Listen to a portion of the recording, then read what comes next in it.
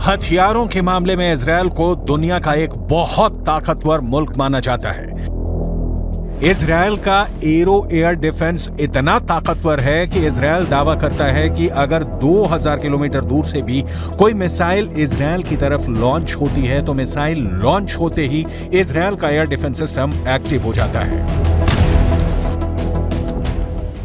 जब तक इजरायल अपनी एयरफोर्स के माध्यम से गाजा पट्टी पर बमबार्डिंग करता रहा, तब तक इजरायल के सैनिकों के मारे जाने की संख्या का आंकड़ा लगभग स्थिर रहा।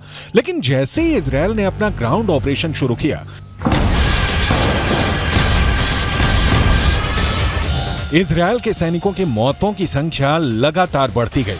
लेकिन अब जो समाचार फिलिस्तीन के अखबार छाप रहे हैं, उससे ऐसा लग रहा है कि इजरायल की सेना और इजरायल की सरकार इजरायल के सैनिकों की मौत के आंकड़ों को छुपा रही है।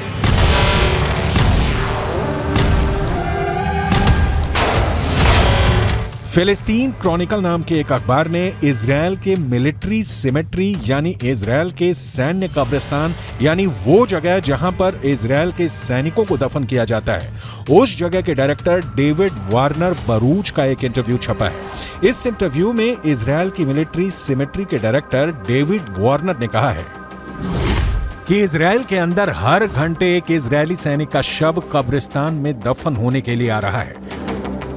इस इंटरव्यू को फिलिस्तीन के अरब देशों के अखबारों ने हाथों हाथ लिया और यह दावा किया कि इजरायल के सैनिकों की मौत का आंकड़ा आधिकारिक आंकड़े से कहीं ज्यादा है। जेरूसलम के पश्चिमी इलाके में माउंट हर्जल कब्रिस्तान है और यहां पर इजरायल की सेना में काम करने वाले सैनिकों को दफनाया जाता है।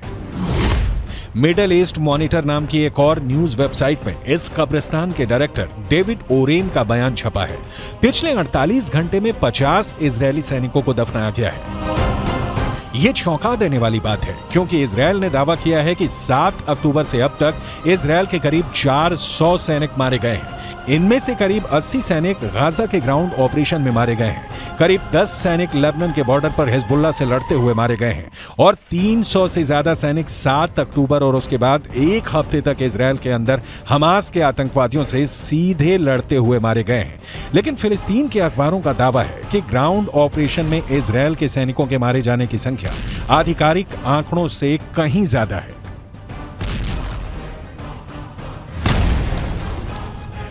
अगर इजरायल के मिलिट्री सिमेट्री यानी सैन्य कब्रिस्तान के डायरेक्टर डेविड वारेन के आंकड़ों को सही माने और इस हिसाब से अनुमान लगाएं कि हर घंटे में एक सैनिक की मौत हो रही है, तो इजरायल के ग्राउंड ऑपरेशन को लगभग 30 दिन हो चुके हैं। एक दिन में 24 घंटे होते हैं, यानी 30 दिन में 720 घंटे होते हैं।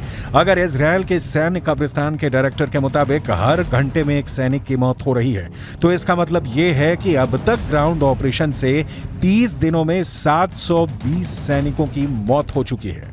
यह सिर्फ एक अनुमान है, इसकी पुष्टि नहीं की जा सकती है। इतना ही नहीं, हिजबुल्लाह ये दावा करता है कि लेबनान के बॉर्डर पर जो जंग चल रही है उसमें हिजबुल्लाह के 80 लड़ाके मारे गए हैं, जबकि इजरायल के करीब 10 सैनिक मारे गए हैं। जबकि हिजबुल्लाह को सपोर्ट करने वाले देश ईरान के सर्वोच्च नेता खामनेई भी ये बयान जारी कर चुके हैं। इजरायल के ज्यादा सैनिक मारे गए हैं, लेकिन इजरायल आंकड़ों को छुपा रहा है। अब ऐसे में सवाल ये उठता है कि क्या वाकई में इजरायल की सेना अपने मारे गए सैनिकों के आंकड़ों को छुपा रही है? इजरायल की सेना प्रोपेगेंडा वॉर में हमेशा सबसे आगे रहती है और आज भी इजरायल और हमास के युद्ध में अगर देखा जाए तो हमास के पक्ष में बात करने वाले गाजा पट्टी के फिलिस्तीनी पत्रकारों की हालत बहुत ज्यादा खराब है। गाजा पट्टी के अंदर लगातार हुई बमबारी में अब तक करीब 45 पत्रकार मारे जा चुके हैं जो फिलिस्तीन के मुद्दे को कवर कर रहे थे। अब ऐसी स्थिति में गाजा के संचार तंत्र पर इजरायल का 75% कब्जा है और इजरायल जो चाहता है वही सूचना गाजा से बाहर निकलती है, क्योंकि गाजा के अंदर इजरायल की सेना अपनी पकड़ को मजबूत कर रही है। और जहां तक इजरायल के सैनिकों के मारे जाने की संख्या का सवाल है, तो यहां एक और बात जाननी जरूरी है कि इजरायल की डिफेंस फोर्स खुद को एक सुपीरियर आर्मी यानी सर्वश्रेष्ठ सेना की तरफ प्रस्तुत करती है और ऐसे में वो कभी नहीं चाहेगी कि वो अपने सैनिकों की मौत के ऐसे आंकड़े पेश करे जो दुश्मनों के मुकाबले ज्यादा हो। लेकिन यहाँ पर नोट करने वाली बात यह भी है कि इजरायल की ये सैन्य नीति है कि वो हमेशा दुश्मन के 10 गुना आदमी ज्यादा मारता है और अब तक के आंकड़ों पर गौर करें तो गाजा के अंदर 15,000 से ज्यादा लोग मारे जा चुके हैं और करीब 7,000 लोग मलबे में दफन हैं। इनमें से मारे गए बच्चों की संख्या तो करीब 7,000 हो चुकी है। यानी गाजा में एक बहुत बड़ा नरसंहार हो रहा है। लेकिन उसके बाद भी अमेरिका के नेशनल सिक्योरिटी काउंसिल के प्रवक्ता जॉन किर्बी ने पत्रकारों के सामने एक प्रेस कॉन्फ्रेंस में यह कहा है कि गाजा पट्टी में कोई नरसंहार नहीं हो रहा है। ये पूरा बयान आपको सुनाएंगे और इसके आगे आपको ये भी बताएंगे कि कैसे जॉर्डन भी गाजा पट्टी के जख्मों पर नमक छिड़क रहा है। लेकिन सबसे पहले अमेरिका के उस पाखंड के बारे में बताना जरूरी है जो बिल्कुल साफ नजर आ रहा है। यूक्रेन और रूस के युद्ध में जब पुतिन की मिसाइल यूक्रेन पर कहर बनकर टूट रही थी और करीब 1,000 यूक्रेनी बच्चे हताहत हुए थे, तब अमेरिका ने यह कहना शुरू कर दिया था कि पुतिन नरसंहार कर रहे हैं। लेकिन गाजा पट्टी के अंदर हजारों मौतों के बाद भी अमेरिका इसे नरसंहार नहीं मान रहा है। यह अमेरिका के दोहरे मापदंडों का बुक टेक्स्ट एग्जाम्पल है।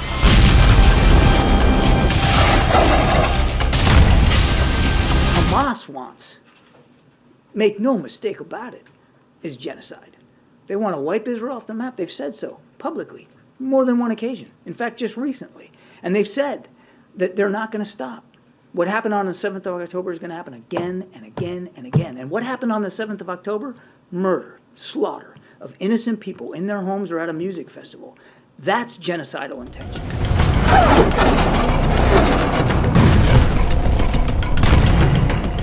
मलेशिया के प्रधानमंत्री अनवर इब्राहिम ने कहा है कि यूक्रेन की घटनाओं को नरसंहार मानना और गाजा पट्टी की मौतों को नजरअंदाज करना वैश्विक पाखंड है।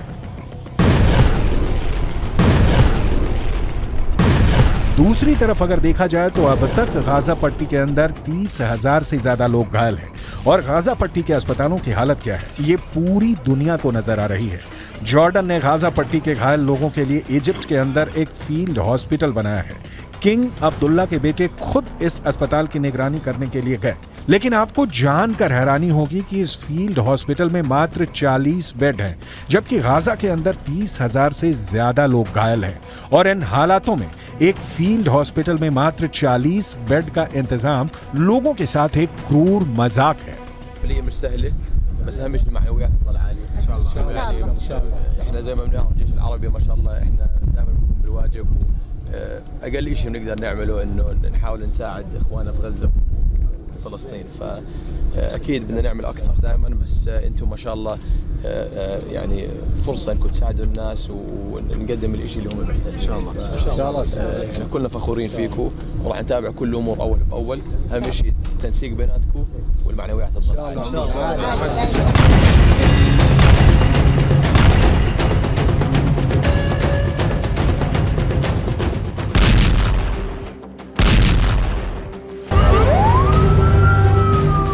इजरायल अपनी टेक्निकल सुपेरियरिटी की वजह से अजेय है। पिछले हफ्ते इजरायल ने हमास की ताकत को इस कदर नेस्तोनाबूद किया था कि पिछले हफ्ते 72 घंटे में इजरायल की राजधानी तेल अवीव पर एक भी मिसाइल अटैक नहीं हुआ था। और जब सोमवार को तेल अवीव पर एक मिसाइल अटैक हुआ तो जहां से मिसाइल अटैक हुआ उस रॉकेट लॉन्चर को भी गाजा के अंदर जाकर इजरायल ने तबाह कर दिया। ये इजरायल की ताकत है। हमास के प्रवक्ता अबू उबैदा की माने तो हमास के लड़ाकों ने इजरायल के 350 से ज्यादा बख्तरबंद गाड़ियां और टैंकों को उड़ा दिए हैं। हमास का दावा तो ये है कि इजरायल के 150 मरकाबा टैंक उड़ा दिए गए हैं। हमास तस्वीरें भी जारी कर चुका है, लेकिन फिर भी हमास की पकड़ गाजा से इसलिए ढीली पड़ चुकी है क्योंकि हमास के बड़े बड़े हेडक्वार्टर्स पर इजरायल ने टैंक चढ़ा दिए हैं। इजरायल ही नहीं, अल शिफा अस्पताल में काम कर चुके डॉक्टर भी ये मानते हैं कि अल शिफा में हमास का हेडक्वार्टर हो सकता है।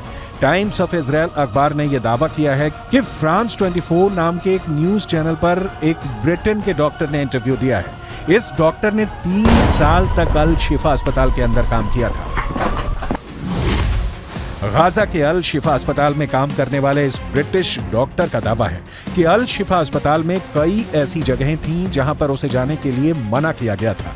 ये कहा गया था अगर वो वहां प्रतिबंधित क्षेत्र में जाएगा तो उसे गोली लग सकती है।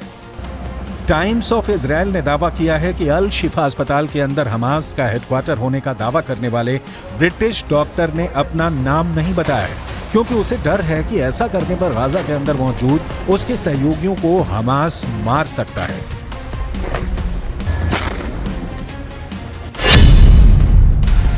अल शिफा अस्पताल में काम करने वाले इस ब्रिटिश डॉक्टर ने आगे कहा कि सावधान किए जाने की वजह से मैं गाजा के अल शिफा अस्पताल के प्रतिबंधित क्षेत्रों से दूर रहा, लेकिन मैंने कुछ संदिग्ध से नजर आने वाले ऐसे लोगों को अस्पताल में हर समय अंदर और बाहर जाते देखा था जो चिकित्सा कर्मी नहीं थे। ये लोग अस्पताल के बेसमेंट के अंदर जाते थे। The first time our forces entered the Shifa complex, they went in with a bomb-sniffing dog, and they discovered a truck full of ammunition. After revealing the shaft by the D9, they saw a circular opening, and they couldn't see all the way down at the time, but further investigations and tools lowered down it revealed that this is a 10-meter deep shaft that leads to a corridor. At the end of that corridor, there's a blast-proof door with a shooting hole at the top of it.